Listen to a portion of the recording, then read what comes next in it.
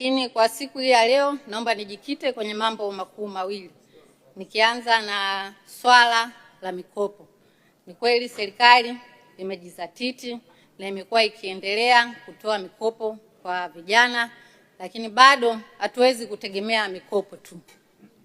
Najua ni ukweli mchungu, lakini lazima tuongee. Hatuwezi kutegemea mikopo tu katika kuwezesha vijana hao. Mikopo hii ili kijana aweze kunufaika katika kibiashara, ili kijana aweze kuwa na consistency katika biashara, ili kijana aweze kutanuka zaidi katika biashara, lazima tuwe na mfumo jumuishi wa ujasiriamali kwa vijana wetu wa taifa hili la Tanzania. Tunapozungumzia mfumo huo wa ujasiriamali, kwanza kabisa lazima tuwajengee uwezo, yani capacity building kwa vijana.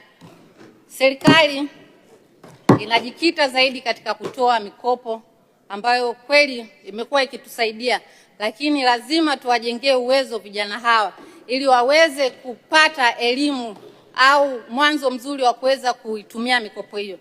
Nasemea hapa katika capacity building, nitajikita zaidi katika swala la elimu ndogo ndogo tu kama ya utunzaji wa fedha, lakini pia elimu ya kuweza kutambua kodi za serikali na jinsi ya kuanza mwanzo wa biashara.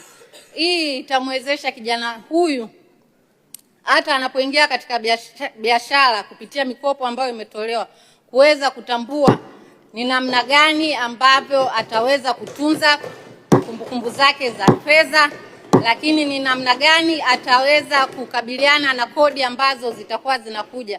Anakuwa na uelewa wa kodi hizo.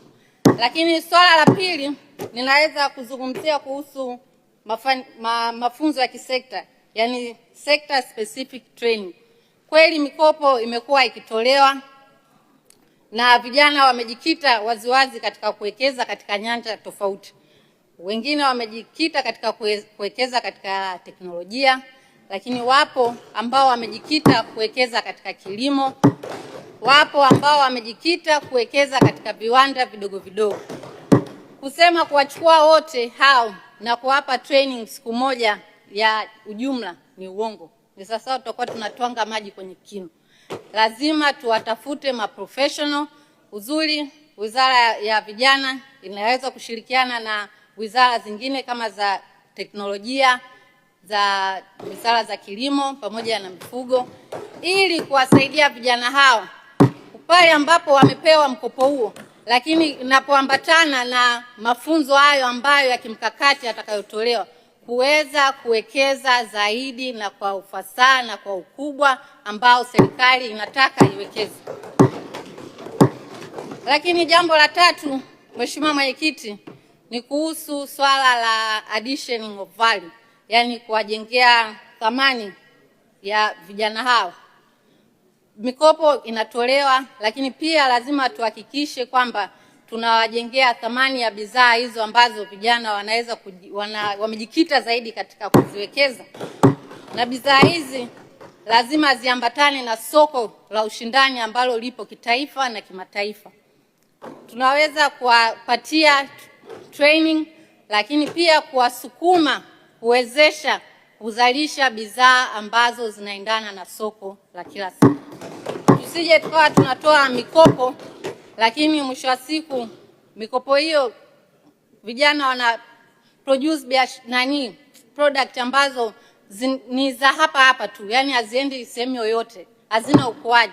Kwa lazima tufuatilie na lazima tu intensify hii kwa ajili ya kusaidia kumpatia kipato kijana huyu. Lakini swala jingine ni kuhusu upatikanaji wa masoko. Ni kweli serikali imejikita katika kuendelea kutoa mikopo hiyo, lakini je, mmewatafutia soko vijana au ni ndo tunatoa mikopo na tunawaacha tu waendelee hang tu? Kwa swala hili lazima tuwatafutie masoko ya kimataifa na ya kitaifa pia. Cha kwanza utamjengea uwezo kijana huyo, lakini jambo la pili utamsaidia kwanza yeye mwenyewe aweze kuongeza kipato.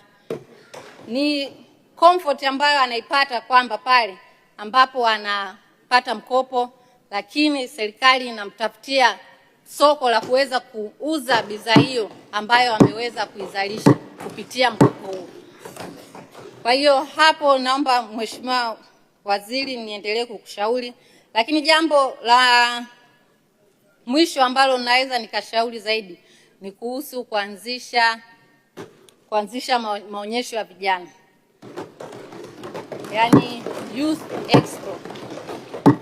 Serikali yetu imekuwa ikisifika kwa kuanzisha maonyesho ya biashara kama Sabasaba ambayo kiuhalisia yamekuwepo kwa miaka mingi, lakini pia kuna maonyesho ya wakulima Nane. Kwa nini sasa isifike wakati na sisi tuwe na maonyesho yetu? Kwa kuwa tumetoa mikopo na tumewawezesha vijana hawa, database tunayo, kwa nini tusiwajengee kuwepo na maonyesho hayo ya vijana?